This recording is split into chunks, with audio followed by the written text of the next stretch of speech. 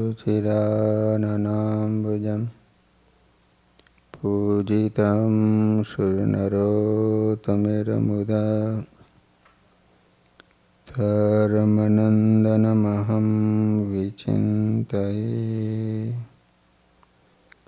बोलो स्वामीनारायण भगवाननी, श्री हरि कृष्ण महाराजनी, श्री राधा कृष्ण देव, श्री नरनारायण देव, श्री लक्ष्मी नारायण देवनी।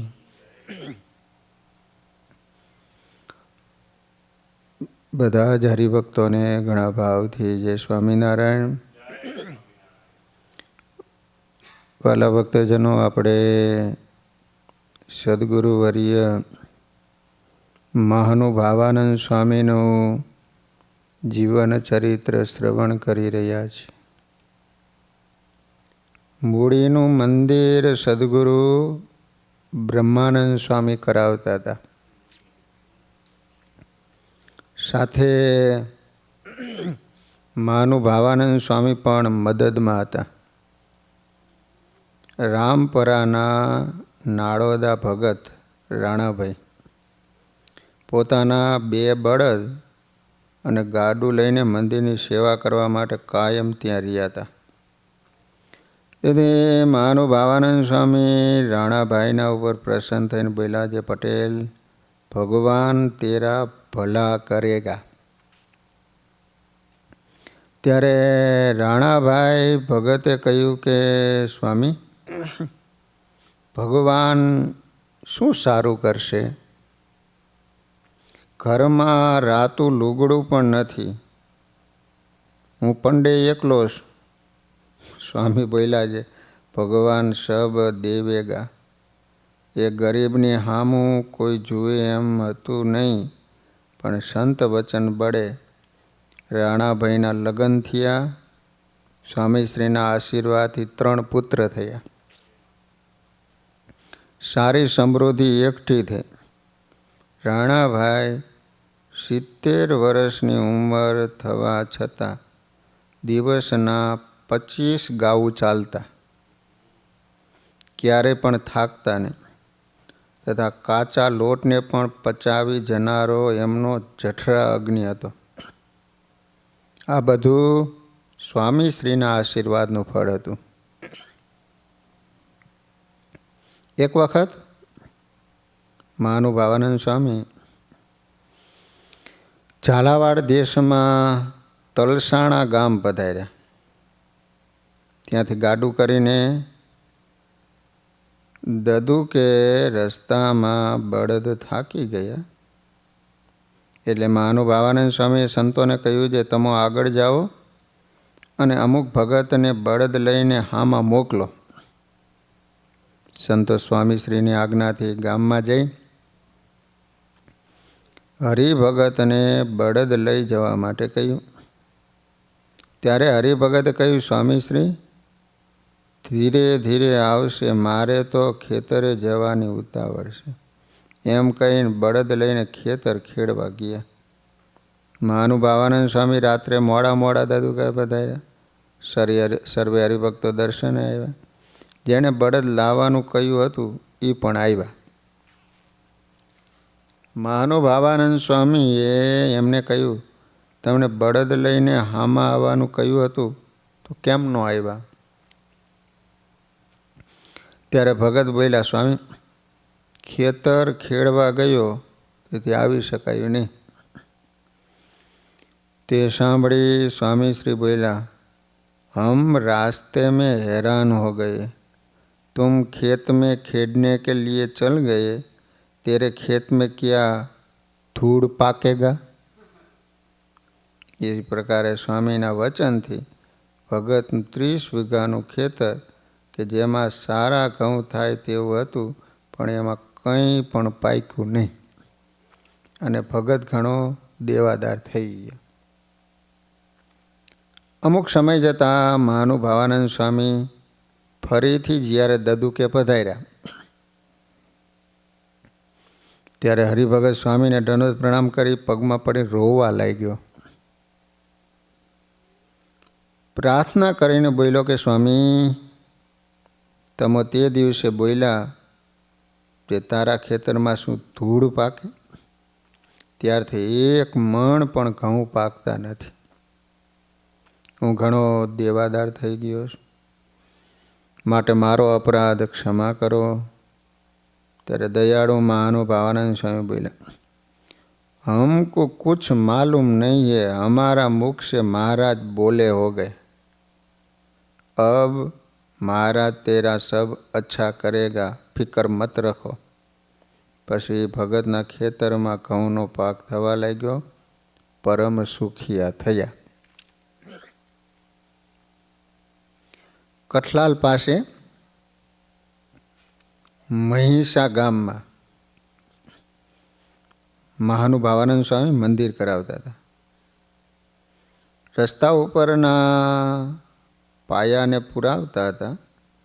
ત્યારે ગામના પ્રતિષ્ઠિત 4 આગેવાનો સ્વામીશ્રી પાસે આવીને કહેવા લાગ્યા, તમોએ સરકારી જાહેર રસ્તો દબાયો છે, માટે તમારો પૂરેલો પાયો ઉખેડી નાખવામાં આવશે. ત્યારે મહાપ્રતાપી સ્વામી બોલ્યા, हमारा पाया बंद नहीं रहेगा, लेकिन उखाड़ने की बात करने वाला का पाया टूट जाएगा. स्वामी श्रीना रामबाण वचनथी 4 जणानो वंशोच्छेद થઈ ગયો. મંદિરનો પાયો કાયમ રહ્યો. મહાનુભાવાનંદ સ્વામી કપડવંજ તાલુકાના ચીખલોડ ગામમાં મંદિર કરાવતા હતા. એ વખતે મહાનુભાવાનંદ સ્વામી વાત કરી, કોઈના ખેતરમાં ઝાડ હોય ને તો મંદિર બાંધવાના કામમાં આવે. કોઈક હરિભગતે કહ્યું કે અંબાઈદાસ પટેલના ખેતરમાં ઉપયોગી લીમડા બહુ સારા છે. મહાનુભાવાનંદ સ્વામી પટેલને બોલાવીને પૂછ્યું, તમારા ખેતરમાં લીમડા છે, તે મંદિર બંધાવવા માટે આપશો? પટેલે કહ્યું, લીમડા તો ઘણા હેતથી મેં ઉછર્યા છે, પરંતુ મંદિર માટે જોઈતા હોય ને તો ખુશીથી લઈ જાઓ. એ વખતે એક હરિભગતે મહાનુભાવાનંદ સ્વામીને વાત કરી, એમને દીકરો નથી. સ્વામી રાજી થઈને બોલ્યા, જીતના લીમડા હમકો દેગા इतने लड़के होंगे, लेकिन आधा हमारा आधा तुम्हारा. ત્યારે હરિભગતે પૂછ્યું, લીમડા પટેલને ઘેર જન્મ લેશે? મહાનુભાવાનંદ સ્વામી બોલ્યા છે, इस बात में तुम क्या जानो, इसके घर में तो बड़ा बड़ा मुक्त आवेंगे. પછી સ્વામી શ્રીના ખેતરમાંથી મંદિર માટે ઉપયોગમાં આવે ને એવા 7 લીમડા લીધા. 60 વર્ષની ઉંમરે પણ અંબાઈદાસ પટેલને ક્રમે ક્રમે 7 દીકરા થયા. મહાનુભાવાનંદ સ્વામીના વચન પ્રમાણે 3.5 દીકરા મંદિરમાં આવી સાધુ થયા. એની વિગત અંબાઈદાસ પટેલના બીજા નંબરના પુત્ર નારાયણભાઈ સાધુ બન્યા. સાચા અર્થમાં એ ભગવાનના સેવક હતા, એટલે એમનું નામ સદગુરુ નારાયણ સેવક દાસજી સ્વામી રાખ્યું. ત્રીજા પુત્ર ગણેશભાઈ સંત બન્યા. એમાંનામાં દાસત્વ ભક્તિ મૂર્તિમાન હતી. ભગવાન જ એમનું જીવન હતું, એટલે એનું નામ ઘનશ્યામ જીવન દાસજી સ્વામી રાખ્યું. પાંચમા પુત્ર કરશનભાઈ સંત બન્યા. હરિકૃષ્ણ મહારાજ એમના હૈયામાં અખંડ રમ્યા કરતા. ભગવાન એમને પ્રાણ પ્રિય હતા, એથી એનું નામ સદગુરુ શ્રી કૃષ્ણ જીવનદાસજી સ્વામી રાખ્યું. આ ત્રણેય ભાઈઓએ તેમની 15-17 વર્ષની ઉંમર થઈ ત્યારે સંસારનો ત્યાગ કરીને સંત બન્યા. તેઓ સંસ્કૃત વિદ્યાનો સારો અભ્યાસ કરી સાધુ ગુણ સંપન્ન, સચ્ચારિત્રશીલ, સત્સંગમાં પ્રતિષ્ઠિત મહાન પુરુષો તરીકે પ્રસિદ્ધ થયા. 7 ભાઈમાંથી એક ભાઈનું નામ હતું માધવજીભાઈ. આ માધવજીભાઈ પણ નાનપણથી ધર્મ જ્ઞાન વૈરાગ્ય અને ભક્તિની દ્રઢતાવાળા હતા. એમના ઉચ્ચ વિચારો અને આદર્શ જીવન હતું. 35 વર્ષની ઉંમરે તેઓ સંત બનવા આવ્યા ત્યારે એમને 2 પુત્ર હતા, જેઠાભાઈ અને હરિભાઈ. માધવજીભાઈએ બંને પુત્રને કહ્યું કે પુત્રો, આ સંસાર તો ધુમાડાના બાચકા જેવો છે. આમાંથી અંતે આધિ વ્યાધિ અને ઉપાધિ સિવાય કોઈને કાંઈ મળ્યું નથી. સુખી થવું હોય ને તો ભગવાન ભજી લેજો. ભોગ સુખ તો કૂતરા ગધેડા વગેરે 184,000 લાખો પ્રાણીઓને મળે છે. મનુષ્ય જન્મ ભોગ ભોગવવા માટે નહીં, પરંતુ ભગવાનનો યોગ કરવા માટે. જે ભગવાનને પામી જાય એનો જ મનુષ્ય જન્મ સાર્થક બને. પિતાના આ શબ્દો એના બંને પુત્રોના કાળજામાં કોરાઈ ગયા. બંને પુત્રો સાથે માધવભાઈએ સંસારનો ત્યાગ કર્યો. એમણે એ સમયના આચાર્ય શ્રી પુરુષોત્તમ પ્રસાદજી મહારાજના હસ્તે ભાગવતી મહા દીક્ષા લીધી, જેમના આદર્શો ઊંચા હતા, જીવન લક્ષ્ય શ્રેષ્ઠ હતું. એવા માધવજીભાઈનું નામ મહાપુરુષ દાસજી સ્વામી એવું સાર્થક રાખવામાં આવ્યું હતું. પિતાના વચને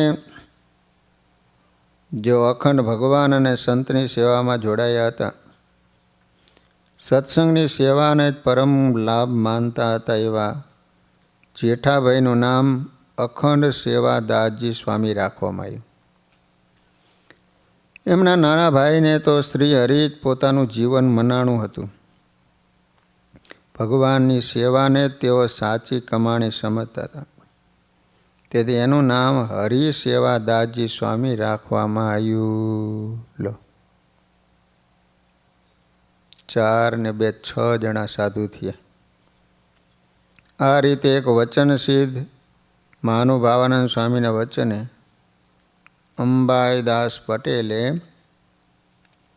7 લીમડા આપ્યા, તો એના બદલામાં એમને ઘેરે 7 મુક્ત કે મુમુક્ષુનો જન્મ આપ્યો. ઝાડવાના જીવને મુક્ત કક્ષાએ પહોંચાડી દેવા આ સ્વામિનારાયણ ભગવાનનું સર્વોપરીપણું હતું. આજ મહાનુભાવાનંદ સ્વામી જેવા મહાન સંતની સર્વોત્તમ સાધુતા છે, શ્રેષ્ઠ સામર્થ્ય છે. હાલ પણ અમદાવાદ દેશમાં લીમડામાંથી મુક્તો જન્મ્યા હતા અને તેઓ સંત બન્યા હતા. એ લીમડાવાળા સંતો તરીકે પ્રસિદ્ધ છે. હાલ પણ અમદાવાદ કાલુપુર મંદિરમાં આ લીમડાવાળા સંતોની પરંપરા ચાલુ છે. શાસ્ત્રી નિર્ગુણદાસજી સ્વામી આ લીમડાવાળા સંતોની પરંપરામાં આવે છે.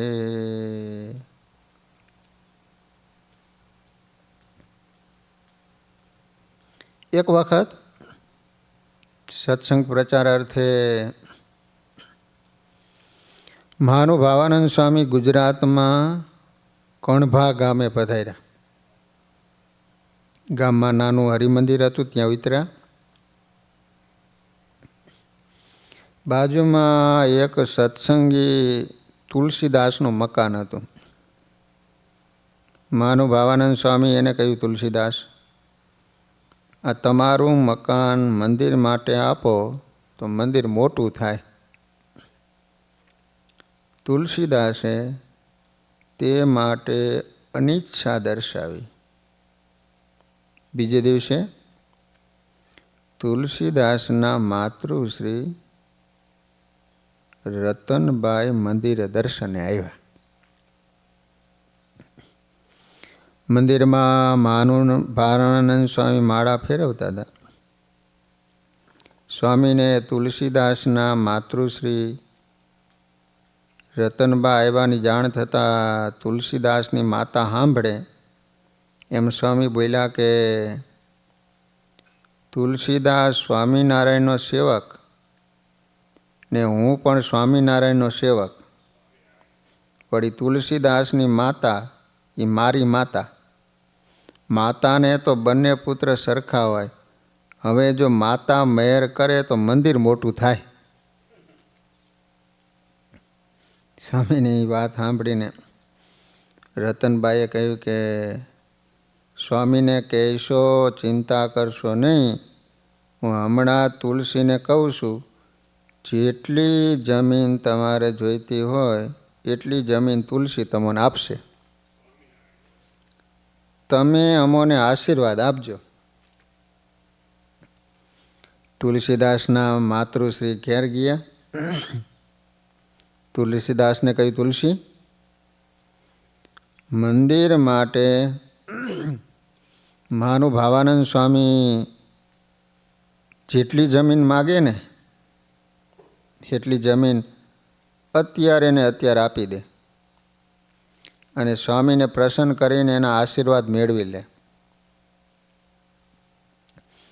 માતા રતનબાઈના આદેશથી તુલસીદાસ મંદિરે આવ્યા અને મહાનુભાવાનંદ સ્વામીના કહેવા પ્રમાણે જમીન મપાવીને જમીન સ્વામીને અર્પણ કરી. મંદિરના નામે દસ્તાવેજ કરાવી દીધો. સ્વામી શ્રી તુલસીદાસ ઉપર પ્રસન્ન થયા. હો, તુલસીદાસ છે એની માતા રતનબાના કહેવાથી મહાનુભાવાનંદ સ્વામીને મંદિરની જગ્યા માટે દસ્તાવેજ કરી આપ્યો. તે સ્થાન ઉપર મહાનુભાવાનંદ સ્વામીએ કણભામાં સુંદર મંદિર બનાવ્યું. મંદિરનો વિશાળ ચોક થયો. મંદિરમાં સંતો અને અનેક ભક્તો સત્સંગ, સેવા, ભજન કરતા હતા. સૌનો રાજીપો આ પરિવાર ઉપર વિતર્યો. તુલસીભાઈ મંદિર માટે એક પ્લોટ આપ્યો, પરંતુ મહાનુભાવાનંદ સ્વામીની કૃપાથી ભગવાનને તેમને એ જમાનામાં સસ્તા ભાવે બીજી 150 વીઘા જમીન આપી. કણભા ગામમાં તુલસીભાઈનો પરિવાર અતિશય પ્રતિષ્ઠાને પામ્યો. વળી સંપત્તિ આવવા છતાં સંસ્કારે યુક્ત બન્યા હતા અને સર્વે પ્રકારે સુખી થયા હતા. મોટા સંતના આશીર્વાદ આપણા બંને લોક સુધારે. આ રીતે મહાનુભાવાનંદ સ્વામીની કૃપાથી તુલસીદાસ તથા એના માતૃશ્રી રતનબાઈ સર્વ પ્રકારે સુખી થયા હતા.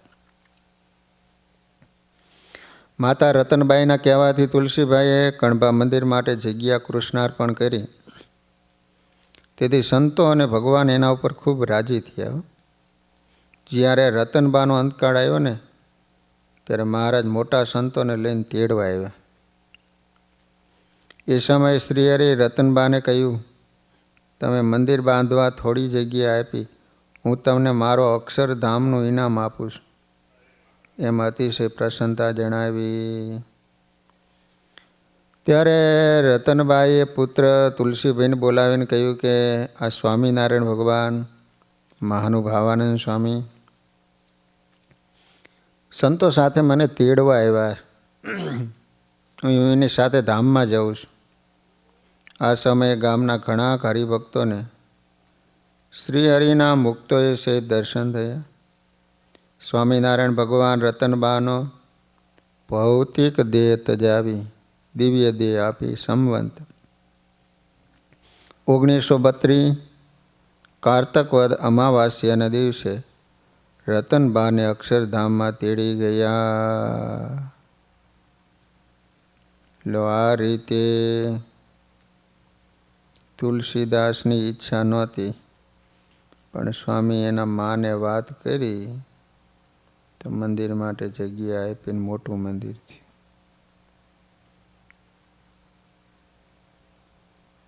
એકવાર સ્વામી હળવદ ગામ પધાર્યા. ત્યાં મંદિરમાં સૌ સંતો ભક્તો સાથે મળી પ્રેમમગ્ન બની ધૂન કીર્તન કરતા હતા. મંદિરની નજીક એક હલાજી નામે વહીવટદાર રહેતા હતા. સંતોના ધૂન ભજનનો અવાજ સાંભળી એને ન ગમ્યું. તેથી એમને એક માણસ મોકલીને કહેવાયું કે હરિભક્તોને કહો ભજન બંધ કરી દે. ત્યારે મહાનુભાવાનંદ સ્વામીએ કહ્યું કે જાઓ વહીવટદારને કહેજો ભજન તો ચાલુ જ રહેશે.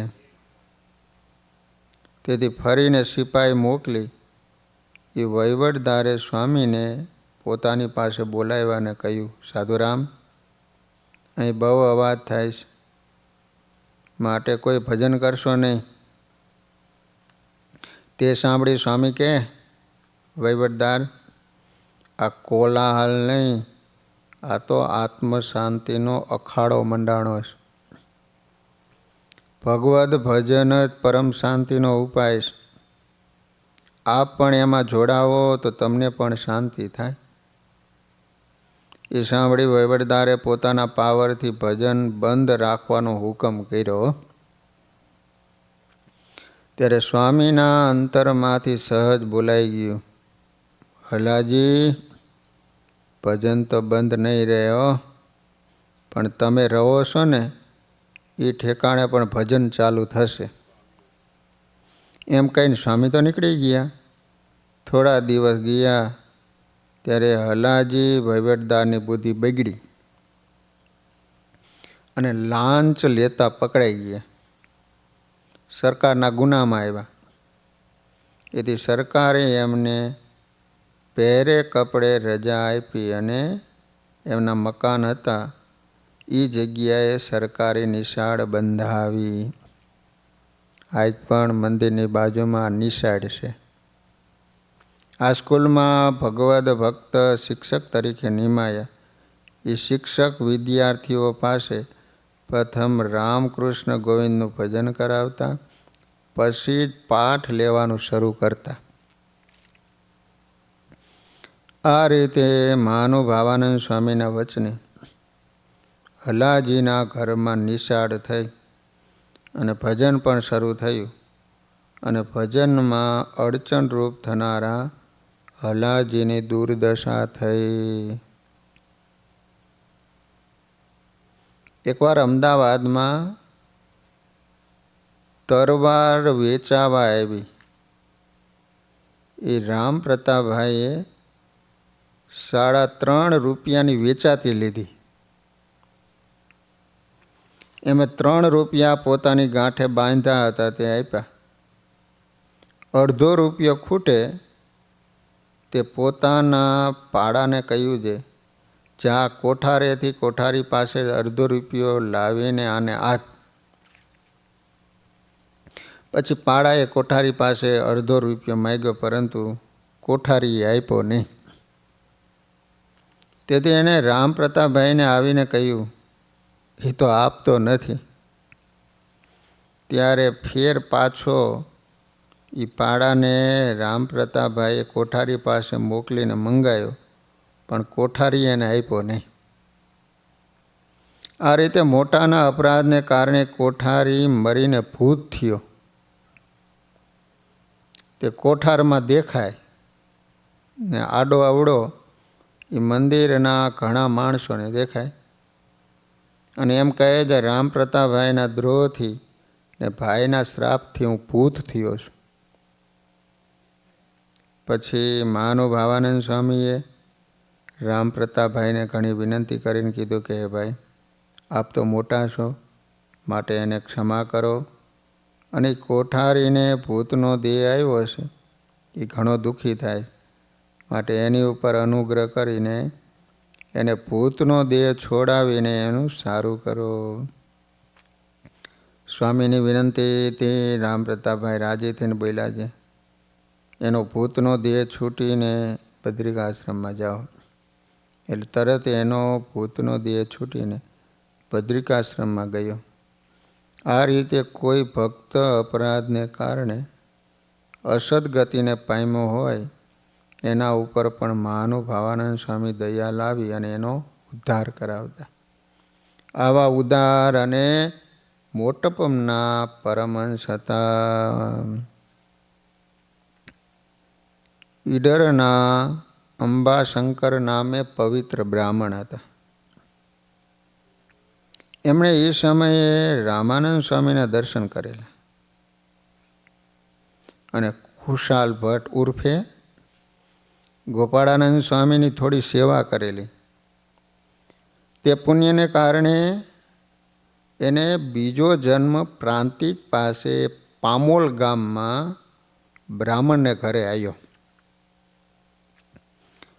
પ્રથમ જન્મમાં શ્રી રામાનંદ સ્વામી તથા ખુશાલ ભટ્ટનો સમાગમ થયેલો તથા આસ્તિક બુદ્ધિ વડે પરોક્ષ દેવની શ્રદ્ધા ભક્તિ કરી હતી.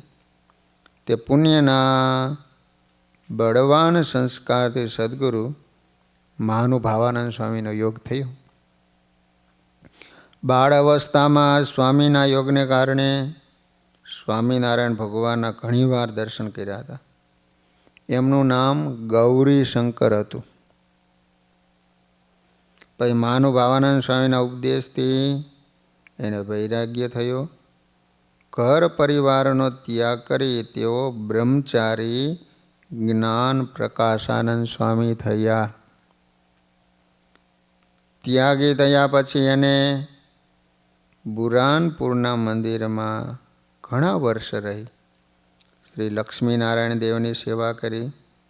અંતે અક્ષરધામમાં સ્વામિનારાયણ ભગવાનની સેવામાં ગયા. એક વખત બલદાણા ગામ છે, તો બલદાણા ગામના અરજણ ભગત બીમાર થયા. એને દર્શન દેવા મહાનુભાવાનંદ સ્વામી એના ઘરે પધાર્યા. એ સમયે ભગતે પોતાને ધામમાં તેડી જવા માટે સ્વામીશ્રીને પ્રાર્થના કરી. સ્વામીએ એની નિષ્ઠા જોઈને કહ્યું કે ભગત, આજથી ચોથે દિવસે શ્રીજી મહારાજ તમને તેડી જશે એમ વરદાન આપ્યું. પછી સંતો સાથે મહાનુભાવાનંદ સ્વામી લીંબડી આવ્યા અને ત્યાં રોકાયા. ત્યારબાદ ચોથે દિવસે સંતોને સ્વામીશ્રીએ કહ્યું કે અરજણ ભગત આજે મહારાજના ધામમાં ગયા. ત્યારે સાથેના સંતો કે સ્વામી, તમે તો અશક્ત છો, વળી વૃદ્ધ છો, આખો દિવસ અહીં જ રહો છો અને કહો છો કે અરજણ ભગતને મહારાજ અક્ષરધામમાં તેડી ગયા. એ વાત સાચી કેમ માનવી? ત્યાર પછી તપાસ કરાવતા ખબર પડી કે મહાનુભાવાનંદ સ્વામીના કહેલા દિવસે અરજણ ભગત અક્ષરવાસી થયા હતા. આ સાંભળી સંતો ભક્તો સૌ આશ્ચર્ય પામ્યા. મનોમન સ્વામીને વંદન કરવા લાગ્યા. મોટા પુરુષની રીત આખી નિયારી છે. તેઓ શ્રીજી મહારાજને તદાત્મકપણે પામ્યા હોવાથી તેઓ દિવ્ય રૂપે મહારાજની સેવામાં રહ્યા હોય છે.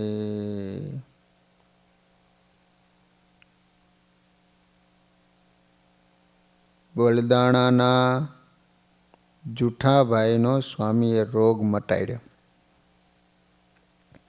સ્વામી મહાનુભાવાનંદ નામ બોધ દેવા ફરે ગામો ગામ.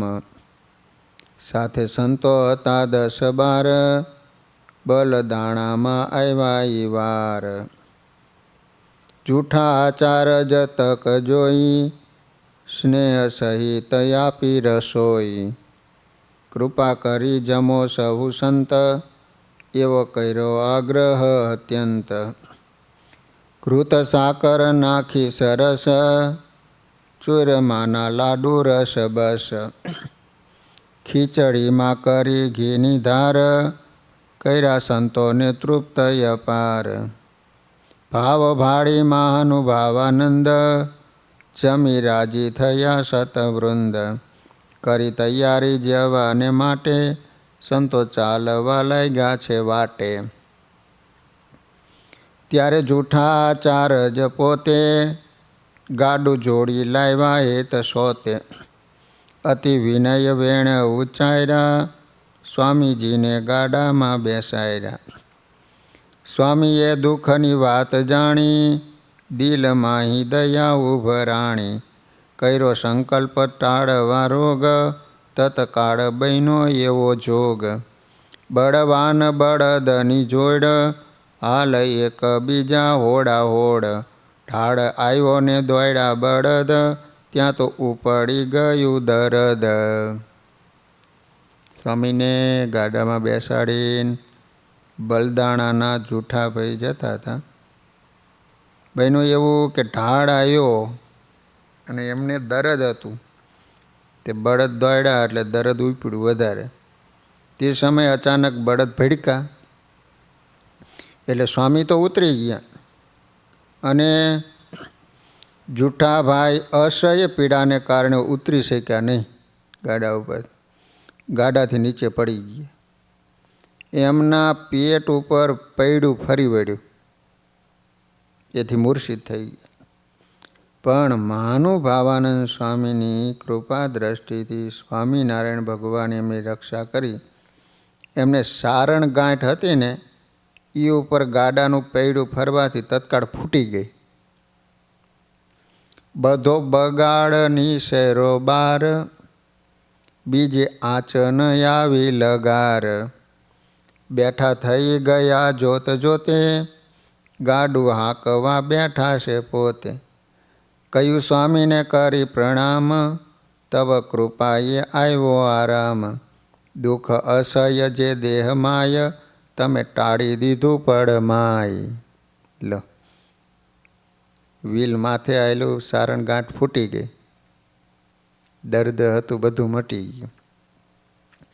સુણી બોયલા મહાનુભાવાનંદ, ધણી સમર્થ સજાનંદ. થાય સંતને સંકલ્પ લેશ, તે પૂરો કરે પરમેશ. રોગ ટાળી દીધો મૂળમાંથી, પછી ગાડું વડાયું છે ત્યાંથી. ધન્ય શ્રી હરિને ધન્ય સંત, એનો મહિમા શું કહું અત્યંત. આચાર જ આવ્યા નિજ ગામ, વાત જાણી પૂછે સહુ આમ. મૈટો અસહ્ય રોગ એ કેમ, એને ઉત્તર આપે છે એમ. ગામમાં આવ્યા ને ગામના લોકો પૂછવા માંડ્યા કે સારણ ગાંઠ આવો તમારો દુખાવો હતો, આ રોગ મટ્યો કઈ રીતે? ગયો સ્વામીની કૃપા એ રોગ, લેવો હોય જો તમારે જોગ. એવા સ્વામીને જમાડો લાડુ, જાઓ મેલવા જોડીને ગાડું. તમારે આવો રોગ મટાડવો હોય ને તો લાડવા જમાડવા પડે, ગાડું લઈને મૂકવા જવું પડે. પછી પૈમાં ફેડતું મેલો, રોગ ભાગશે પડતા પહેલો. મારી અજમાવેલી છે એહ, સાચા સંતમાં કરજો સ્નેહ. જે સત્પુરુષના વચનમાં વિશ્વાસ રાખે એનું જીવન ધન્ય ધન્ય બની જાય. આ બલદાણાના જૂઠા ભાઈએ મહાનુભાવાનંદ સ્વામીનું બળ રાખ્યું તો ભગવાનને એને તનથી નિરોગી કર્યા અને જીવથી પણ નિરોગી કર્યા. અંતે અક્ષરધામના અધિકારી બનાવ્યા. સહજાન સ્વામી મહારાજની જય.